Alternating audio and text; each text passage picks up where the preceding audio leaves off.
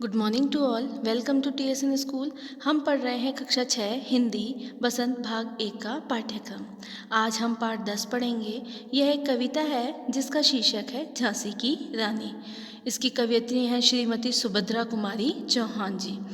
इन्होंने रानी लक्ष्मीबाई की जीवनी के बारे में हमें बताया है, जिसमें हमने इसके पहले भाग में पढ़ा कि 57 में जो क्रांति हुई थी, सन 57 में जो क्रांति हुई उसमें रानी लक्ष्मीबाई का खूब योगदान था।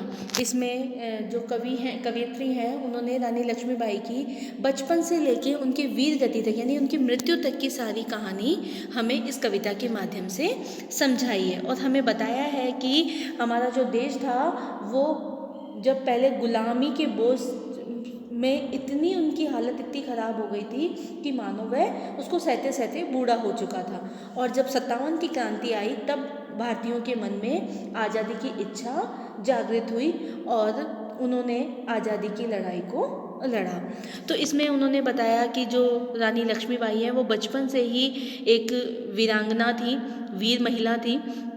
उन्हें जो तलवार, कृपाण और वीर शिवाजी की गाथाएं याद रखना, ये सारी चीज़ें उन्हें अच्छी लगती थी।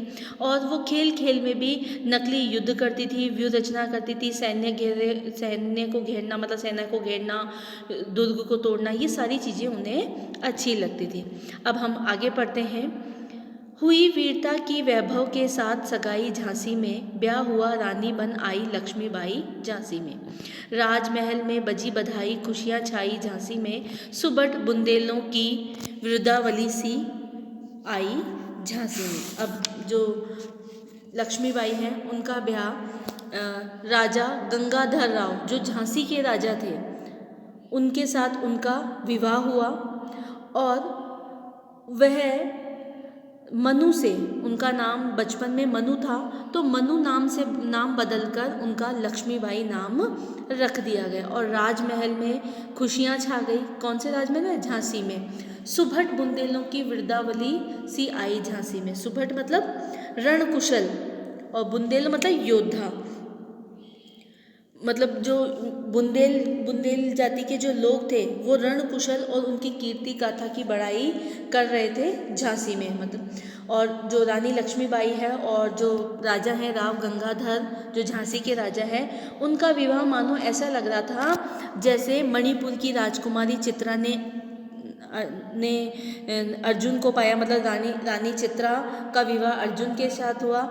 उसी प्रकार जैसे शिव का विवाह माँ गौरी के साथ यानी पार्वती मैया के साथ हुआ, उसी प्रकार रानी लक्ष्मीबाई का विवाह भी राव गंगाधर राव के साथ हुआ। जो राजा झांसी के राजा थे उनका विवाह भी वह जैसे शिव पार्वती की जोड़ी है वैसे राव गंगाधर और झांसी मतलब रानी लक्ष्मीबाई की जोड़ी लग रही थी। बुंदेले हर बोलो के मुँह हमने सुनी कहानी थी, खूब लड़ी मर्दानी वह तो झांसी वाली रानी थी। अब जो रानी लक्ष्मीबाई है वो कैसी है? मर्दों की तरह लड़ रही हैं। और कहाँ की रानी है? झांसी की रानी है।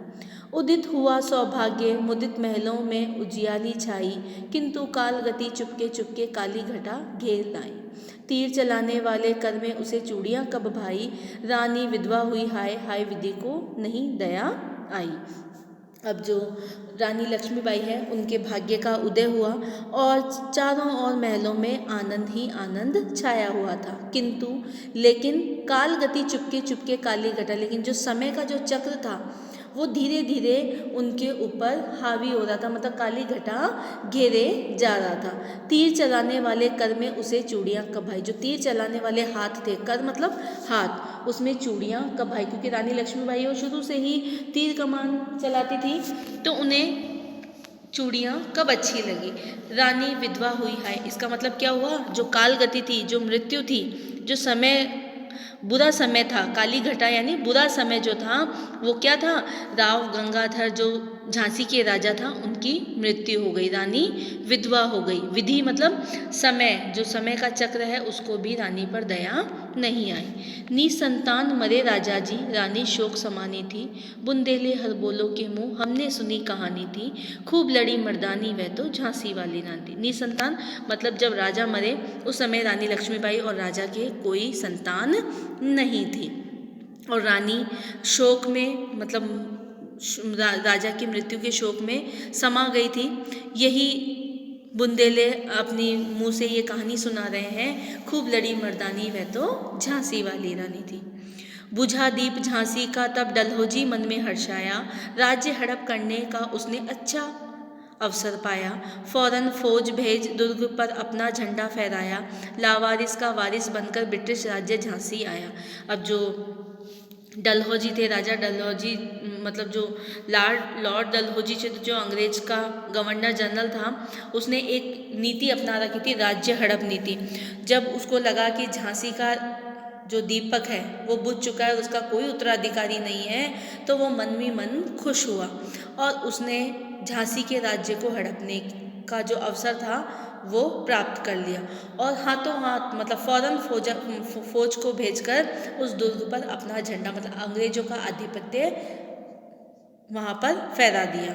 लावारिस का वारिस बनकर ब्रिटिश राज्य झांसी आया। मतलब जो लावारिस था मतलब उसका कोई उत्तराधिकारी था, उसका अधिकारी कौन बन गया? अंग्रेज सरकार बन गई और जो झांसी थी वो ब्रिटिश आधिपत्य में के अधीन आ गई। अश्रुपूर्ण रानी ने देखा झांसी हुई बिरानी थी, बुंदेले हर बोलो के मुंह हमने सुनी कहानी थी, खूब लड़ी मर्दानी वह तो झांसी वाली। अश्रुपूर्ण मतलब आंसुओं से भाव विभोर होकर जो रानी लक्ष्मीबाई राजा की मृत्यु का शोक मना रही थी, उसी समय जो झांसी है वो वीरानी हो गई। मतलब उसका कोई आधिपत्य यानी उसके ऊपर अधिकार जमाने वाला कोई नहीं था। ये सब कौन कह रहा है? जो बुंदेलखंड के जो लोग हैं, जो जाति के लोग हैं, वो बता रहे हैं कि जो झांसी की रानी है वो मर्दों की तरह लड़ती है युद्ध भूमि में। अनुनय विनय नहीं सुनता है विकट फिरंगी की माया, व्यापारी बन दया चाहता था जब यह भारत आया। जब ये फिरंगी यानी अंग्रेज सरकार भारत कब आया? जब ईस्ट इंडिया कंपनी व्यापार करने के लिए भारत में आई और उसने अपने पैर पसारना शुरू कर दिया। वो चाहे कोई विनती करता हो, चाहे उसे प्रार्थना करता हो, ये जो फिरंगी माया है ये किसी की नहीं सुनती है। डलहौजी ने पैर पसारे, अब तो पलट गई काया, राजाओं नवाबों को भी उसने पैरों ठुकराया। अब जो डलहौजी है, लॉर्ड डलहौजी जो है, उसने पहले तो अनुनय विनय कर मतलब प्रार्थना कर यहाँ पर व्यापार करने के हिस्से से भारत आया था। फिर धीरे धीरे उसने अपने पैर जमाना शुरू कर दिया और यहाँ के जो नवाब राजा थे उन्हें भी अपने पैरों तले कुचलना शुरू कर दिया। मतलब उनको भी अपने अधीन कर लिया, अपने अधीन कर लिया। मतलब सबका ऊपर में जो राजा था वो लॉर्ड डलहौजी हो गया, गवर्नर जो था वो हो गया।